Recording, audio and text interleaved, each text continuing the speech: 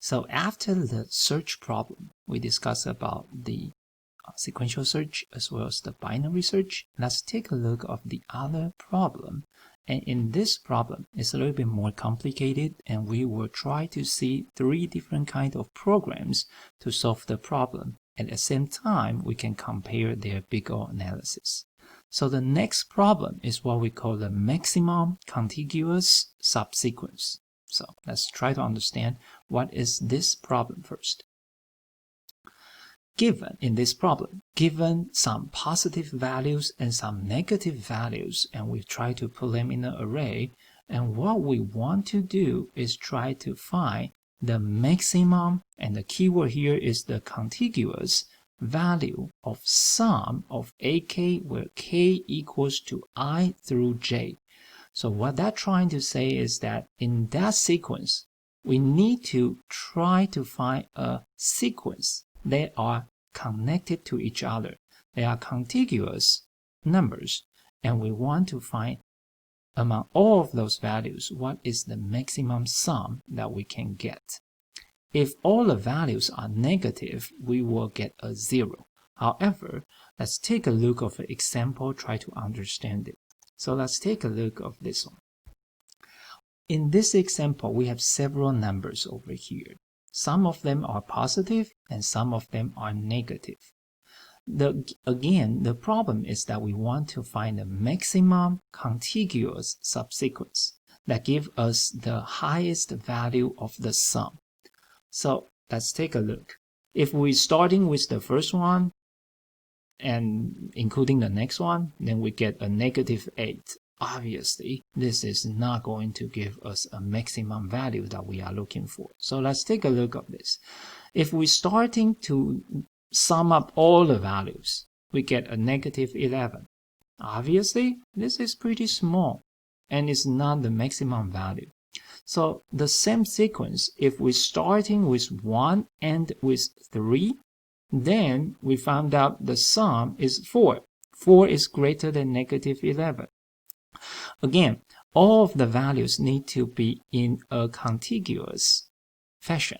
So they need to be connected with each other.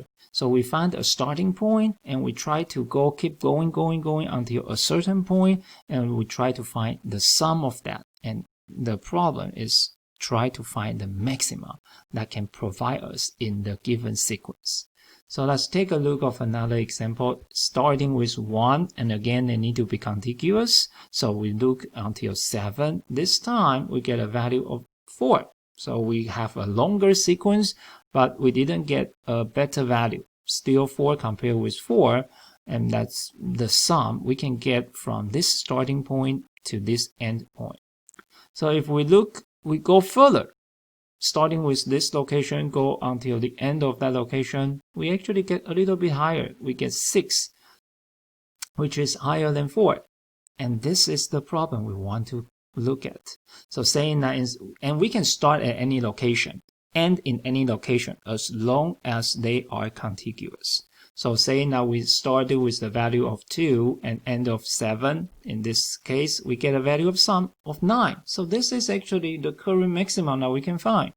Is there any other places that can give us a higher value? That's what we need to keep looking. And once we find all kinds of combinations, we will be able to find the maximum value. So you can see that if we go from 2 until the location of 3, we actually get 11. And that is actually a very high value compared with all other values that we are looking for. And we need to keep looking to see if that is really the best solutions. So if we continue from 2 to end with the other 2, we get the maximum, we get a sum equal to 4.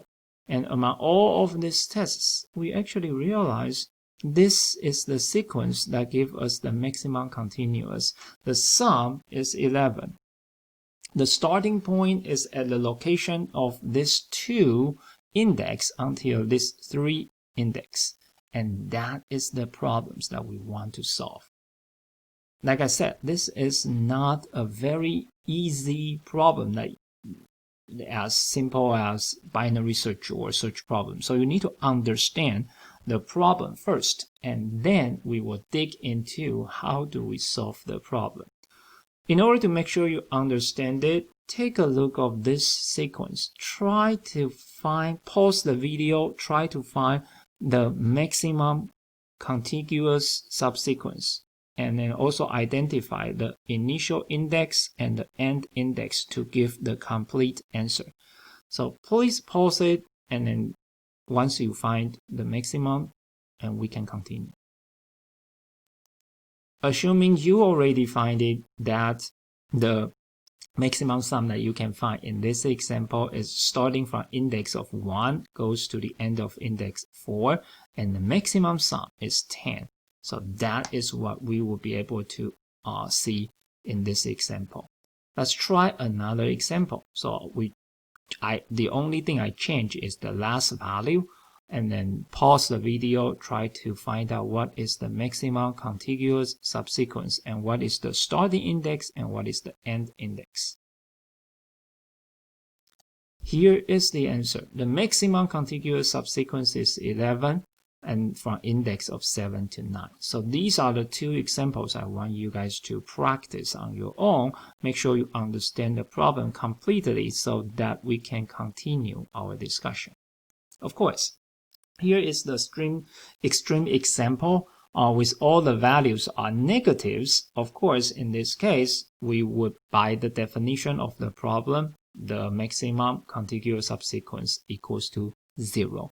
Of course, our program basically need to handle this kind of spatial scenario so that we can provide complete answers. By looking into the problem definition one more time, we try to find the maximum contiguous value from a sequence of numbers. And these numbers, some of them are positive, some of them are negative. We also need to identify the index of the starting index to the end of the index. And maximum continuous subsequence sum is 0 if all the integers are negative. So this is the problem definition. And what you may curious, what is this problem good for? So here is an example I found on the internet, and I think this is a very nice example, a daily life example that you can get understand of. So saying that you are a club owner, okay, you own a club, and of course, you know, inside the club is usually dark and loud. It's hard to count how many customers that you have in the club. And since you are the owner, you want to maximize the revenue. So you want to know how many people are there in your club. So this is one interesting example. As you know, the club usually have like one entrance with a revolving door. So we will be able to keep track of how many people goes in and how many people goes out. So we can set up a window of the time, say 10 minutes. We can keep track of how many people comes in, how many people goes out. If in the case of the 10 minutes, we have actually one more people goes in, so we get a positive value. And in the next time, saying that we have another period of time, the net people is 3 people comes out, and then we will be able to find a negative values over there. So if we are able to find the maximum contiguous subsequence in this data, then we would know during what time we have the largest amount of customers in the club. So this is the idea of what we can really use this problem in our daily life to solve a real problem. So, programming time. How do we tell computer to solve the problem? As you know, this is not a very easy question. For human, we need to actually test a lot of different combinations and then try to find the answer. So for computer, we would start with what we call the brute force way, which is like dumbest way to solve the problem. And basically, the dumbest way is try all combinations. Just like when we were trying to find the closest 2 points on a 2-dimensional space, we calculate a distance matrix. That's all combinations, and we find the minimum one. Similar things over here. We try all combinations and then we try to find the maximum one. So how do we do that? How do we write a kind of stupid program, but it will work. It's a brute force approach to do so. So what we are going to do is that starting with understanding how many elements that we have. So we use the similar things, n equal to a size, finding out how many elements that we have. And then we initiate the maximum sum equals to 0. So that gives us a variable to hold the current maximum sum that we found. And of course, every time we find a bigger one, we update our maximum sum. In this program, we will start using a first for loop indicating that where do we start looking, and then we will have another for loop to look into where do we end the search point, so that we can depict the starting point and the end point. Among all of those points, we try to calculate the sum between index of I and index of j, so that we use another k loop. You can see that we start k equal to I, k less or equal to j. So the k loop will literally go through all the locations that I pointed until j pointed. And inside of that loop, we simply sums up all the elements that we walk through and then find the sum of that. If we find this sum is greater than maximum sum, then we update it with saying that the maximum sum equal to the sum that we generated, and we also want to keep track of where does it start and where does it end. So let's take a look at an example and then try to understand it. Saying that starting with n equals to 10 elements, these are the 10 elements that we have, and we initiated maximum sum equal to 0. Starting with I equal to 0, j equal to I equal to 0, and then this sum is initiate equal to 0. So when we try to do the k loop, we were starting from this location, I location goes to the j location, and we sums up all the values that we have found between this range, and we will get this sum equals to -2. Since this sum is equal to -2, it is not greater than maximum sum, so we will not update it. And then we will move our j to the next location. And basically, I do prepare several slides as well as the videos to go through this example. Before I close this video, let me go back to the program and make sure you understand what's happening in this program again. So again, we're starting to identify how many elements that we have. We initiate the maximum sum equal to 0.